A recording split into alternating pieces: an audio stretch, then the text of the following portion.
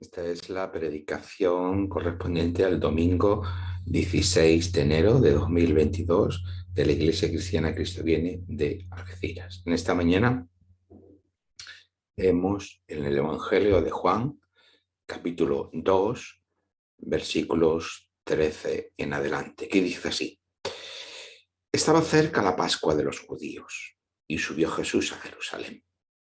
Encontró en el templo a los que vendían bueyes, ovejas y palomas, y a los cambistas que estaban allí sentados.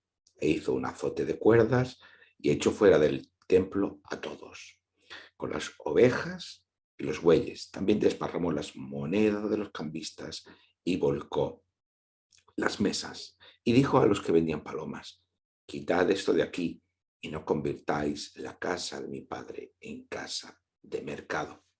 Entonces recordaron a sus discípulos que está escrito: el celo de tu casa me consumirá. Los judíos respondieron y le dijeron: ya que haces esto, ¿qué señal nos muestras? Respondió Jesús y les dijo: destruid este templo y en 3 días lo levantaré. Entonces los judíos dijeron: en 46 años fue edificado este templo y tú en 3 días lo levantarás. Pero él hablaba del templo de su cuerpo. Por tanto, cuando resucitó entre los muertos, sus discípulos recordaron que había dicho esto y creyeron en la escritura y la palabra que Jesús había dicho. Mientras estaban en Jerusalén, en la fiesta de la Pascua, muchos creyeron en su nombre al ver las señales que hacía, pero Jesús mismo no se fiaba de ellos porque los conocía a todos y no necesitaba que nadie le explicara acerca del hombre, pues él sabía lo que hay en el hombre. Hasta aquí la palabra de la escritura en esta mañana. En el pasaje de hoy encontramos el segundo signo o señal con la que el Evangelio de Juan nos quiere seguir explicando quién es Jesús y cuál es su misión. La palabra vivificadora de Dios, que trae la habitación de Dios entre su pueblo para salvación de toda la creación. Así podríamos resumir muy brevemente cómo principalmente el Evangelio de Juan está presentándonos a Jesús y su misión en el mundo. No obstante, en el prólogo se nos ha presentado a Jesús no solamente como la palabra encarnada, versículo 14, sino también como Cordero de Dios, versículo 29, como Mesías, versículo 41, todo ello del capítulo 1, e Hijo de Dios, o lo que es lo mismo, Rey de Israel, versículo 49. Cada una de estas designaciones nos explica no solo quién es Jesús, sino la obra que él va a llevar a cabo. Pues bien, el significado de todos estos títulos converge en la escena de la purificación del templo, que es esto que hemos leído ahora mismo. El templo significaba muchas cosas, porque el templo era el centro político de Jerusalén. Los saduceos, que era el partido más cercano al poder romano, controlaba el templo y representaba la élite política de la sociedad judía del momento.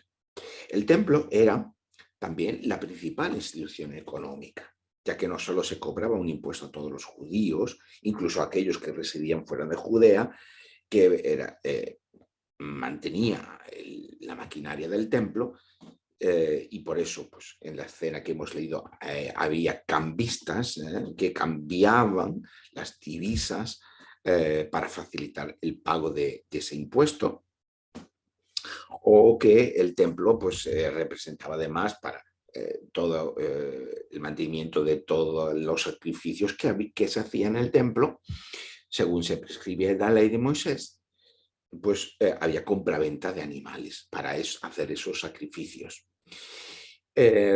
Además, pues tenía también una función bancaria, diríamos, ¿no?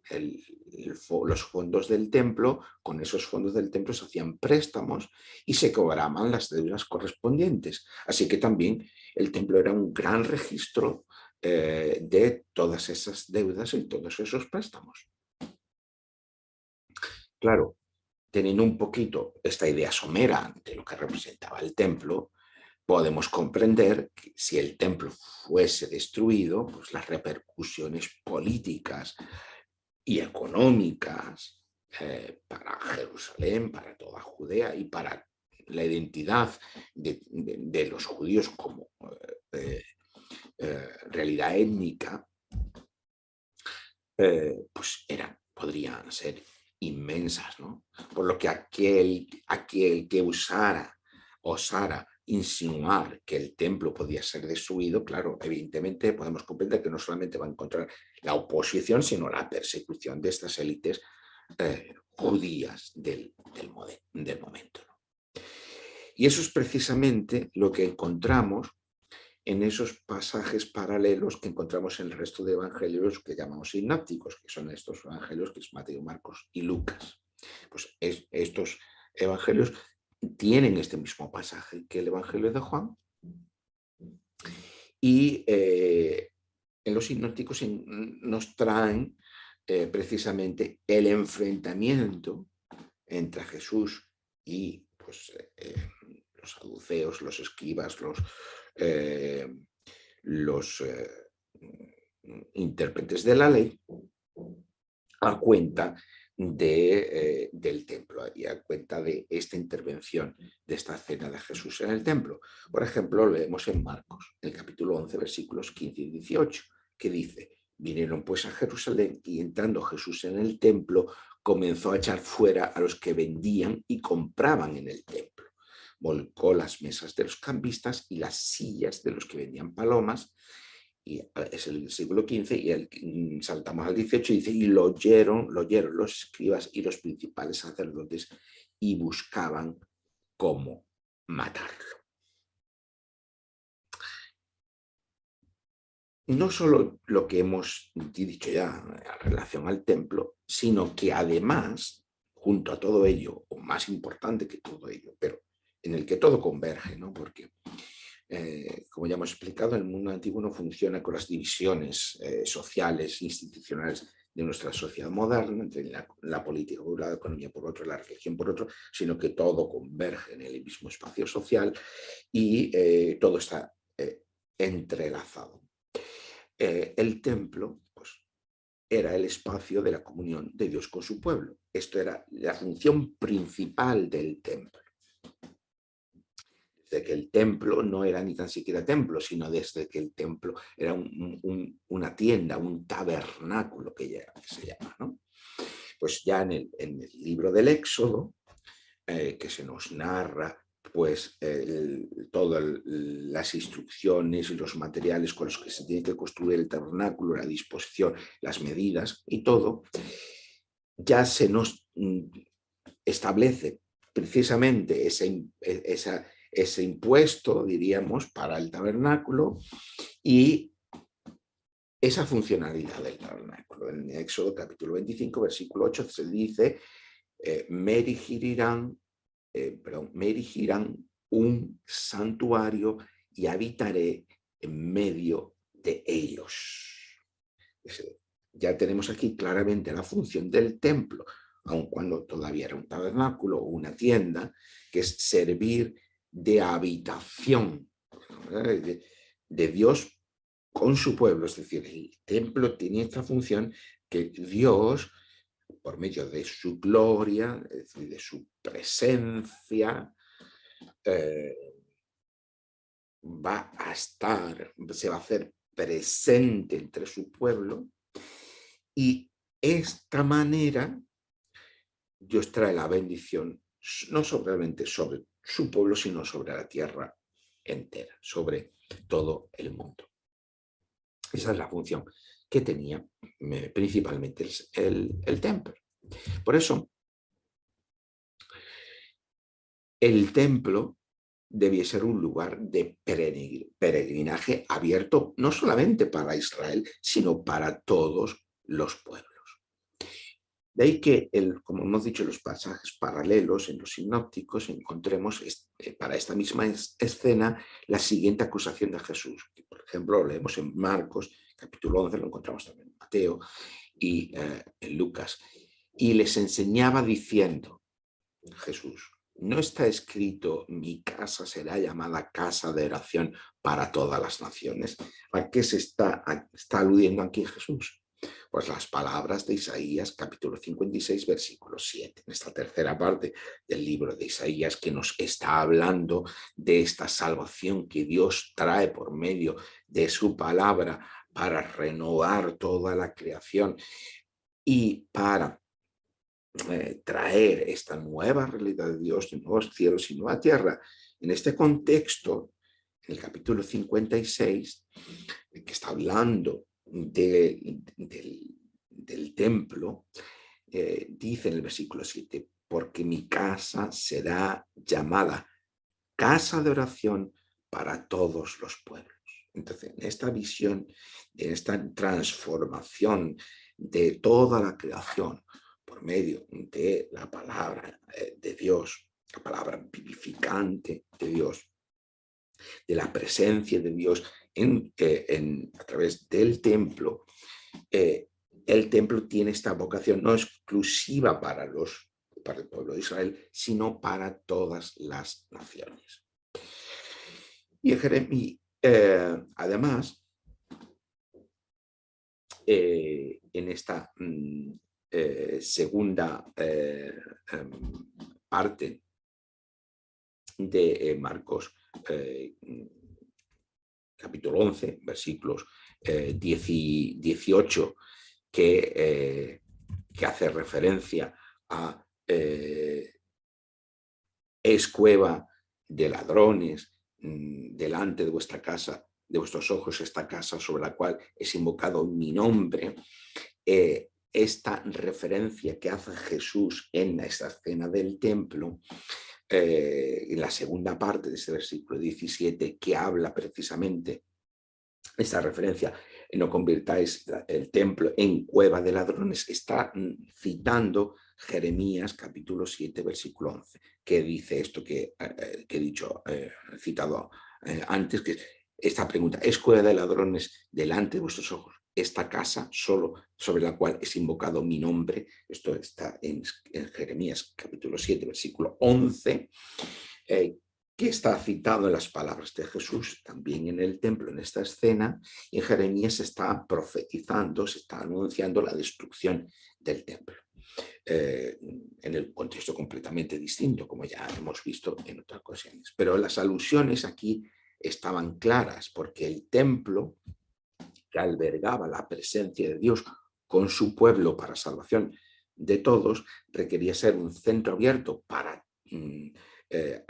a todos los pueblos, para dar a conocer a Dios y para servir de bendición para todas las naciones, mientras que Jeremías está anunciando la destrucción del templo debido a la idolatría de Israel. Así que al unir ambos versículos se está sugiriendo por un lado que el templo va a ser destruido, ya que el pueblo de Dios sigue siendo infiel a la vocación que ha recibido por parte de Dios para ser de bendición a todas las naciones y para que el templo cumpla su función como esa casa de oración, como ese templo de Dios para todas las naciones.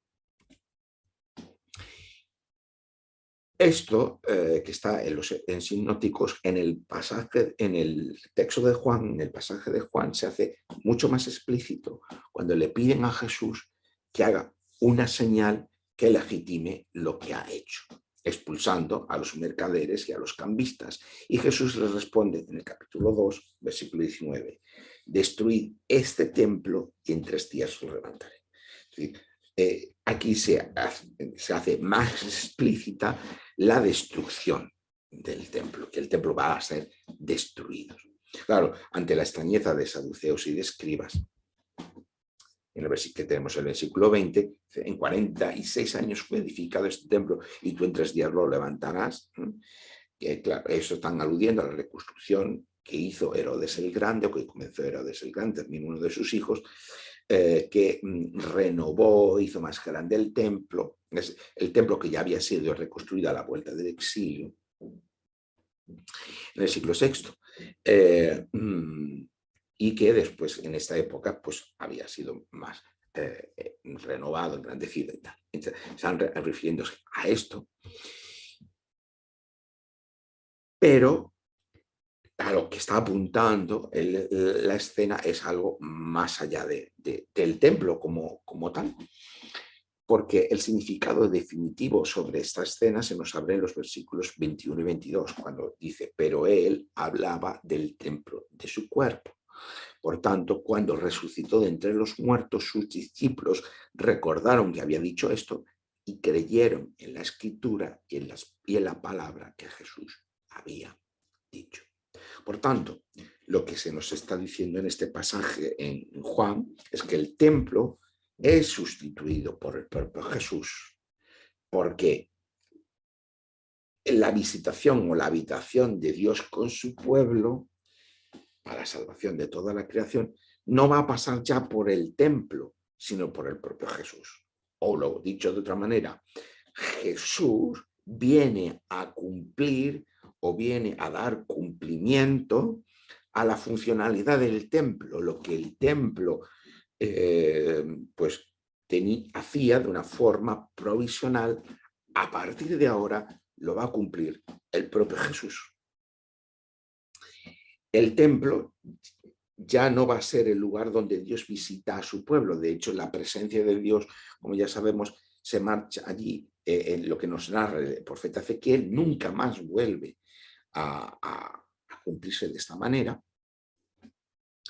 Y a partir de ahora, Jesús mismo está reclamando, está comprendiendo en los propios evangelios que esta presencia de Dios ya no va a pasar por un lugar físico, sino por una persona, en este caso Jesús, el Mesías, Jesús, el Rey de Israel. Por tanto, ya el templo no es ese lugar donde Dios visita a su pueblo, ni donde la realidad de Dios y la realidad humana se unen en comunión, sino que ahora Dios visita a su pueblo a través de su Hijo, a través de Jesús el Mesías, de Jesús el Rey. La corporeidad de la palabra encarnada es ahora la presencia de Dios en el mundo. Esto es un cambio importante, o si queremos ver un cumplimiento, llevar a un paso más aquello que de forma provisional ocurría en el templo, que no estaba permanentemente, porque esta presencia de Dios, precisamente por la idolatría del pueblo de Dios, se hizo ausente en muchos momentos, y ahora se hace presente en la persona de Jesús. Esto es lo que nos está diciendo el Evangelio. Pero es que aún hay más, porque este Evangelio de Juan, a diferencia de los sinópticos llevan esta escena hacia el final de su narración, mientras que Juan lo sitúa al principio. Estamos en el capítulo 2, después prácticamente del prólogo y de esta presentación que hace en el capítulo 1, para darnos idea de la importancia con la que el Evangelio de Juan está dando a esta escena y el significado que esta escena nos está trayendo y lo que está ocurriendo, ¿vale? Pero además de ponerlo al principio de su Evangelio, lo hace recordándonos o contextualizándolo en un momento muy especial. ¿Cuándo está ocurriendo esto? Se nos ha dicho al principio del pasaje, en el versículo 13. Estaba cerca la Pascua de los judíos y subió Jesús a Jerusalén. Y como ha terminado, precisamente en el versículo 23, volviendo a aludir a que en el tiempo de la Pascua Jesús hizo otras señales que no se nos dicen cuáles, y cómo pues, los discípulos están creyendo en Jesús por estas señales que él está haciendo durante este tiempo de la Pascua.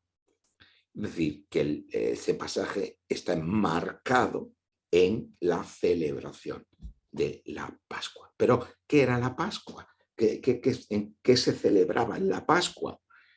Pues era una de las grandes celebraciones de Israel, por no decir la más grande, la más importante, la que se celebraba la gran salvación que Dios había traído a su pueblo, liberándolo de la esclavitud en Egipto. Esa es Uno de los grandes momentos de salvación en el Antiguo Testamento, en la Biblia, tenemos distintos momentos de salvación de Dios con su pueblo. El principal es este momento, en el que constantemente, a lo largo de todo el Antiguo Testamento, se nos está haciendo referencia al Éxodo, a esta gran salvación de Dios con su pueblo, una y otra vez, una y otra vez. Y no es arbitrario que precisamente los evangelios nos sitúen los acontecimientos de la muerte y la resurrección de Jesús en este contexto de celebración de la Pascua. Pero nos adelantamos, esa misma escena de la que llamamos la purificación del templo, aunque quizás habría que hablar de la sustitución del templo por parte de Jesús, está situada por el Evangelio de Juan también en este contexto de la Pascua, en este momento de celebración de la gran liberación de la esclavitud de Israel por parte de Dios mismo. Y esto resulta profundamente significativo porque en el capítulo 1 ya se nos ha presentado a Jesús, en el versículo 29, como este es el Cordero de Dios que quita el pecado del mundo. El Evangelio de Juan es muy claro, desde el principio nos está situando unas coordenadas muy claras de quién es Jesús. Ese es el Cordero de Dios que quita el pecado del mundo. Que en esta celebración de la Pascua se comía un cordero, había el sacrificio de un cordero que después se comía en familia y lo que se está celebrando es esta salida de la esclavitud. ¿Cuál es la esclavitud a la que en este momento está sometido Israel? Bueno, Israel está bajo un imperio, el dominio del Imperio Romano.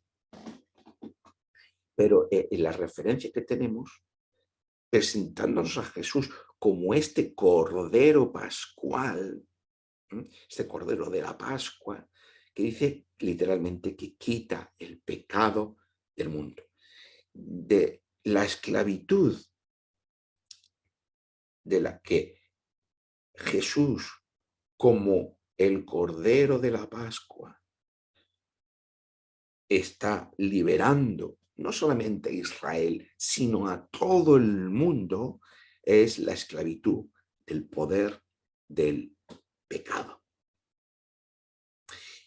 Nuevamente, de lo que va celebrándose y ocurriendo de una forma, diríamos, parcial o local en la celebración de la Pascua, en relación al pueblo de Dios, ahora se dice de Jesús como el Cordero Pascual respecto de todo el mundo, porque está quitando el pecado, porque está expiando el pecado del mundo.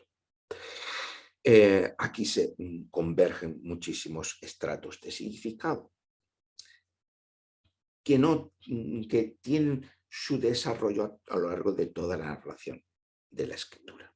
Por tanto, resumiendo, la muerte de Jesús como Cordero Pascual sirve para derrotar el poder del pecado que está presente en el mundo y para traer la liberación de Dios al mundo entero a través de la resurrección de Jesús. No solamente la muerte sacrificial de Jesús como Cordero Pascual, sino consumado a través de su resurrección. Y de esta manera traer la nueva vida que corresponde con la nueva creación de Dios. Eso es lo que nos está contando el Evangelio de Juan en su conjunto y lo que se nos está anticipando en esta segunda señal o signo con la que el Evangelio en su primera parte nos está explicando quién es Jesús y cuál es su misión. Tenemos un relato sumamente concentrado en significado, podremos decir muchísimas más cosas, pero con lo que hemos dicho creo que es suficiente para hacernos entender quién, como decimos, quién es Jesús y qué es lo que está haciendo. Y qué es esta primera Pascua de este principio del Evangelio nos está remitiendo a aquella otra Pascua que se va a celebrar, en la que va a haber otra referencia en el Evangelio, que es la que vamos a encontrar a partir del capítulo 13 y que toda la segunda parte del Evangelio de Juan, a partir del 13 hasta el final, nos va a estar narrando todos los acontecimientos que ocurrieron en esa otra Pascua. Pues se está anticipando, se está apuntando, se está señalando, y este es el signo de lo que va a ocurrir en esta otra segunda Pascua. El Evangelio de Juan nos habla constantemente de la nueva vida o de la vida eterna de Dios que Jesús nos trae como Mesías, como palabra vivificante encarnada y como Cordero de Dios. Esa vida es la que encontramos o encontraremos en los nuevos cielos y en la nueva tierra cuando Dios consume su salvación. Y esto es lo que nos habla el Evangelio de Juan, nos habla el apóstol Pablo, lo que nos habla el Apocalipsis o lo que nos hablaba el libro de Isaías. Como sus discípulos que creyeron en Jesús a partir de estos signos, señales que él realizó, nosotros también nos convertimos hoy en participantes de esta nueva realidad de Dios por medio de la fe. Esto no es algo que ocurriera solo para el pueblo de Israel, para los discípulos, para algo pasado, sino también para hoy, para nosotros.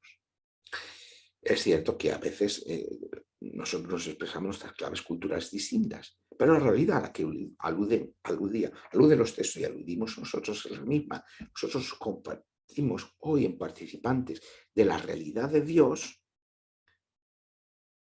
igual que ellos, por medio de la fe. Como también nos explica el apóstol Pablo, que formamos parte de la familia de Abraham, no por nacimiento, sino por medio de la fe. No por condición de sexo, hombre o mujer, no por condición económica o posición social, siendo esclavo, siendo libre, no por adscripción étnica o religiosa, siendo judío o siendo gentil, ni estando circuncidado, ni guardando el sábado, ni tampoco observando las leyes de pureza. Ninguna de estas obras, que son las obras de la ley, como las califica Pablo, son las que nos cualifican para formar parte de la familia de Abraham y por lo tanto de la familia de Dios y por tanto participantes de la nueva realidad de Dios, sino única y exclusivamente por medio de la fe en Jesús como Mesías, como la palabra encarnada, como el Cordero de Dios, como Hijo de Dios, como Rey de Israel, Señor y Salvador del mundo. También veremos la semana que viene esta cuestión de este nacimiento, este nuevo nacimiento a la familia de Abraham, no por condición natural, sino por medio de la fe. Esto lo veremos la semana que viene en el episodio de Nicodemo. Pero en esta mañana también quería que reflexionáramos que esta nueva vida que tenemos por gracia de Dios a través de la fe en Cristo Jesús, Jesús el Mesías, nos hace participantes de este único pueblo, familia de Dios. No es solo una realidad futura de algo que esperamos que ocurrirá en el futuro, sino una realidad disponible, aunque sea parcialmente, aquí ahora, para nosotros, después de creer en Jesús. Los evangelios nos hablan de este reino de Dios, de esta nueva creación, de esta vida eterna. Cada evangelio hace un énfasis distinto. No solo como una realidad futura, sino como una realidad que comienza aquí ahora, tras la muerte y la resurrección de Jesús. Y de alguna manera también disponible en la propia vida de Jesús, en estas señales que le está realizando. Y es que en no pocas ocasiones los cristianos han pensado, y seguimos pensando, que lo importante es creer para tener ese pasaporte para el cielo. Ahora tenemos el pasaporte COVID, necesitamos para entrar a los sitios. Y muchas veces tenemos la comprensión de la fe de esta forma, ¿no? Como ese pasaporte que nos abre la puerta para el cielo. Y que, bueno, la vida presente, pues es una vida que o bien no tiene valor, o que es de una importancia secundaria, o que estamos aquí solamente para ganar almas para el cielo. Sin embargo, esta es una visión muy espiritualizante por oposición a lo físico, a lo material, pero no es la visión de la Biblia. Ya había en el tiempo del Nuevo Testamento aquellos gnósticos que decían esto, ¿no? Y que estaban presentes en las iglesias. Bueno, lo importante es la salvación del alma y por lo tanto lo que ocurra con el cuerpo no es importante. Y eso ha pervivido, aunque el gnosticismo pues, fue, digamos, neutralizado en la iglesia antigua, pero ha pervivido en cierto modo hasta en nuestra cultura hasta el día de hoy, incluso en la propia iglesia. Esa no es la verdad de la esperanza cristiana, o no es toda la verdad de la esperanza cristiana, esto del pasaporte para el cielo o de ir al cielo. Y es que es importante entender que leyendo la Biblia en su conjunto, en su direccionalidad narrativa y en su conjunto canónico, que Dios no desecha su creación. Es que Dios creara, la cosa saliera mal y ahora tiramos la creación a la basura y ahora Dios hace otra cosa distinta, el cielo, lo que sea. Dios no desecha su creación. Lo que nos está contando la Escritura desde el principio hasta el final es que Dios no está desechando su creación, sino que está poniendo orden en su creación. Que Dios está salvando su creación del poder de la muerte, del poder del pecado, del poder del mal, de los poderes humanos que divinizados se oponen a Dios.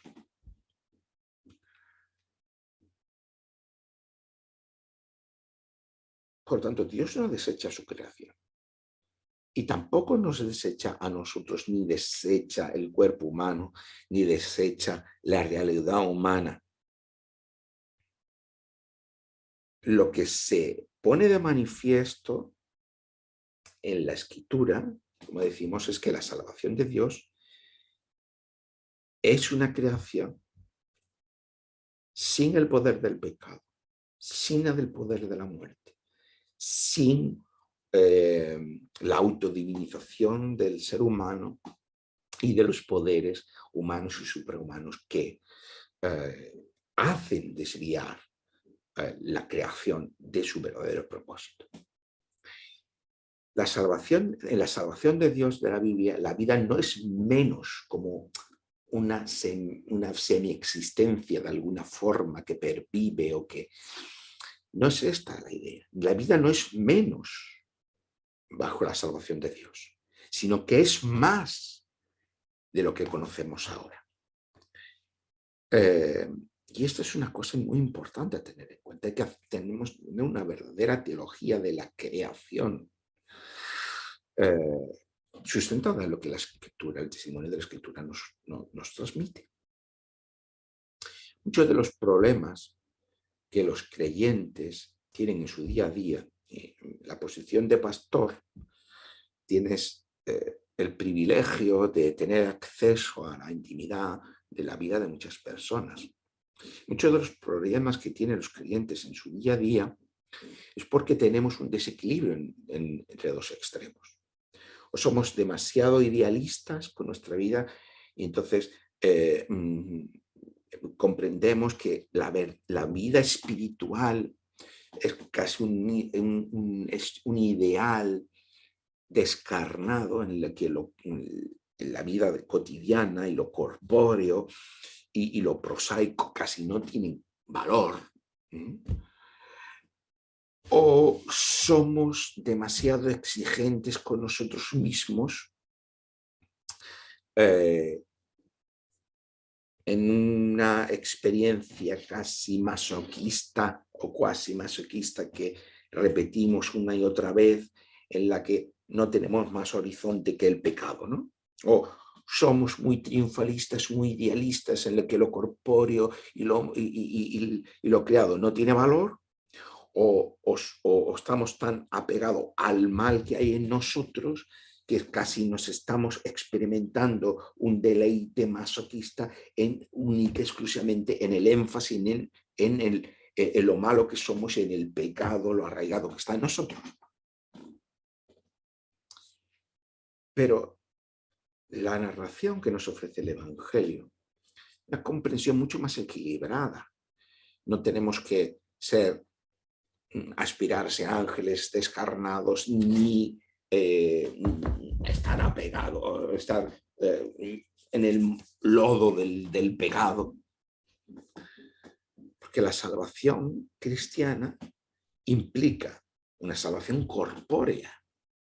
Por eso tiene su función la resurrección de nuestros cuerpos y de lo que somos. No es una salvación solo de una parte de nosotros mismos, una parte como que rescatar, salvar lo que se pueda, ¿no? No es esto. La corporeidad de la resurrección será más plena y no menos que lo que tenemos ahora. No, el cuerpo espiritual no es un cuerpo menos cuerpo, o no es menos vida, o no es menos existencia, sino que es más. Y eso nos debe llevar a vivir con más intensidad nuestra vida presente y no menos, ¿no? Como vamos a ir al cielo, bueno, pues entonces como que estamos medio de paso aquí, ¿no? Y bueno, vale, pues estamos centrados en el cielo y entonces, bueno, pues todo lo demás cantamos un canto tradicional sin valor, todo lo terrenal sin valor será.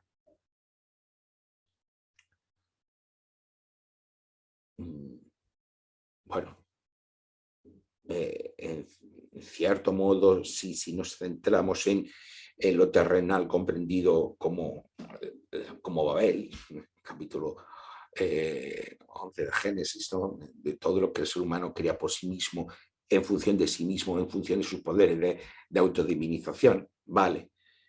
Pero lo terrenal en cuanto a creación de Dios sí que tiene un valor.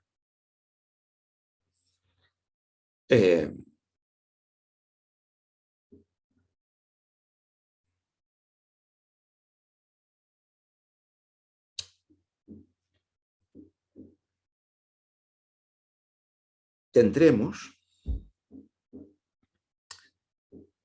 porque lo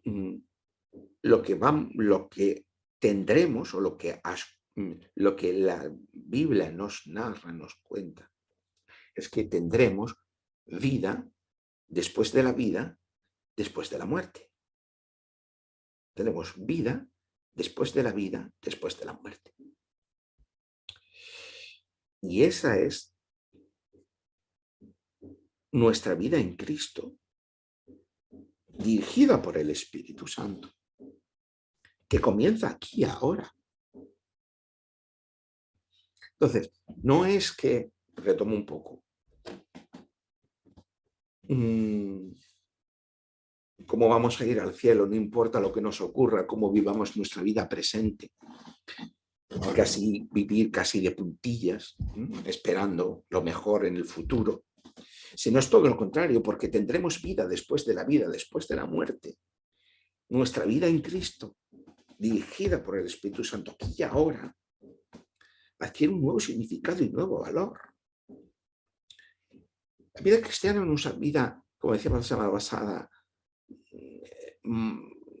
que se construye desde un cumplimiento moralista o de unas normas o una legalidad, sino la vida cristiana es la que está unida a Cristo por medio de la fe, pero está sustentada a la guía del Espíritu Santo. No, ni más ni menos que es la vocación cristiana esta. No unas normas que nos guían desde fuera, sino un Espíritu Santo que está en nosotros y que ahora es nuestra guía.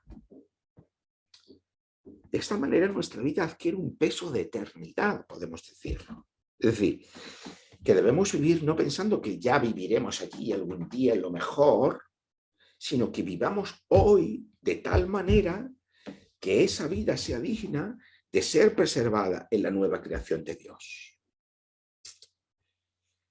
El apóstol Pablo lo explica en la primera carta de los Corintios, aludiendo al fundamento de nuestra vida como oro, plata o piedras preciosas, ¿verdad? Y que tenga una preservación en la creación de Dios, en la nueva creación de Dios. Ahora bien, por si alguien se lo está pensando o está dudando, no estoy sugiriendo que de alguna manera nosotros ganemos de alguna manera o por ningún mérito nuestra propia salvación.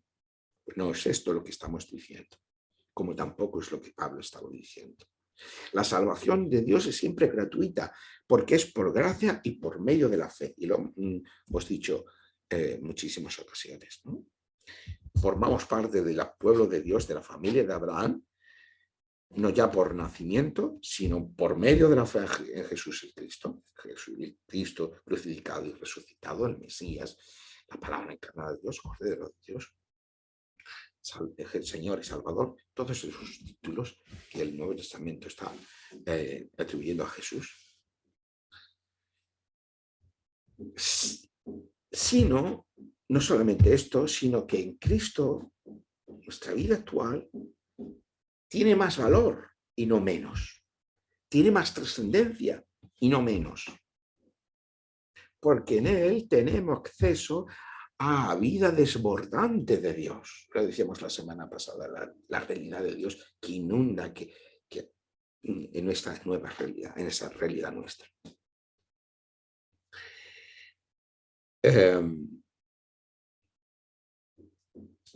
No en vano somos el cuerpo de Cristo, la Iglesia, el pueblo de Dios, en continuidad con el pueblo de Dios en el Antiguo Testamento. No olvidemos que el cuerpo de Cristo es la presencia de Dios en el mundo. Eso es lo que significa cuerpo de Cristo. Hemos dicho que el templo es sustituido por Jesús, por su propio cuerpo. Y en su muerte y su resurrección, ¿cuál es el cuerpo de Cristo? El pueblo de Dios, la Iglesia. Pero en Cristo también somos templo del Espíritu Santo, como también nos recuerda el apóstol Pablo. Es decir, no solamente como iglesia, sino como creyentes y como iglesia, como creyentes que tienen su razón de ser en la participación del pueblo de Dios, del cuerpo de Cristo. De esta manera somos presencia de Dios en el mundo, reflejando su imagen y semejanza. Esa imagen y semejanza con la que hemos sido creados, pero que porque tenemos otras lealtades, en primer lugar con nosotros mismos, en segundo lugar con todas las construcciones idolátricas que como sociedad creamos. Esas otras lealtades nos desvían de ser esa vocación de ser imagen y semejanza de Dios. Estando en Cristo, siendo dirigidos por el Espíritu Santo, formando parte del pueblo de Dios, somos presencia de Dios en el mundo, reflejando su imagen y semejanza. Nada más y nada menos que esa es la vocación que hemos recibido. Pero no llegamos ahí por medio de una ley, de unas obras, como nos dice Pablo, unas obras que nos cualifiquen y que por tanto después nos lleven a cumplir una serie de normas y desde ahí, no es este. Es por medio de la fe, por gracia de Dios, de una forma gratuita, de una forma incondicional, se nos ofrece esta salvación en Cristo, que trae la presencia de Dios en el mundo. Por medio de la fe estamos unidos a Cristo, somos participantes de la familia de Dios. Y desde ahí, desde tener acceso a esa vida desbordante de la realidad de Dios en Cristo, configurados, guiados por el Espíritu Santo, estamos llamados a una vida que es más y no que es menos. A una vida que apunta a esa aspiración de vida eterna, de vida en plenitud, de la que nos está hablando constantemente todo el Evangelio de Juan, y que en esta temporada vamos a estar haciendo referencia, pero que comenzó allí en la cruz y en la resurrección de Jesús. Por lo tanto, la vida cristiana es una vida que debe vivirse en acorde con esta definición de la realidad, con esta expectativa y con esta esperanza. Y eso nos debe hacer vivir de forma distinta. Si no, pues realmente algo está pasando. Debemos vivir más y no menos. Debemos vivir con mayor intensidad, con mayor densidad, con mayor plenitud.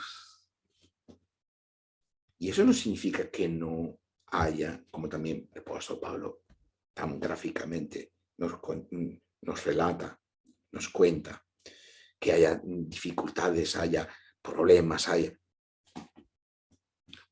porque vivimos en la tensión del ya, pero el todavía no.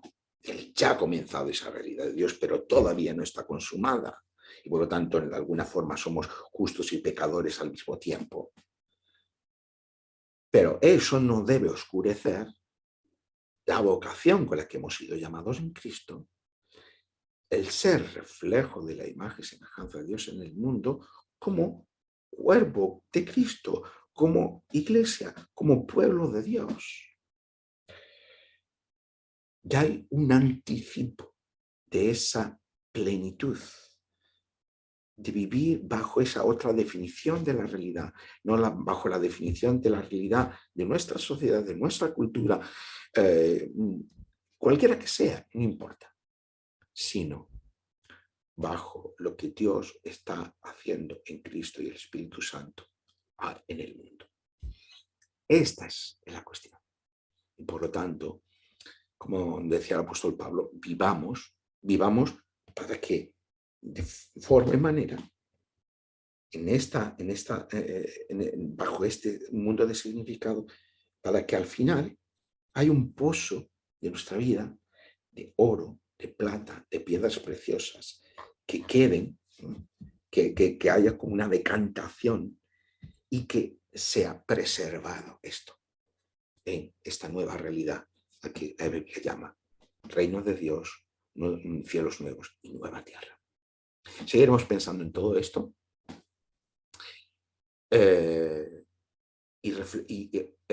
no solamente reflexionemos, sino que vivamos acorde a esta vocación que hemos recibido en Cristo.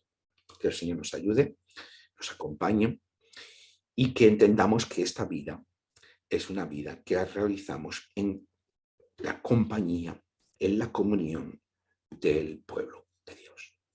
Que el Señor os bendiga. Amén.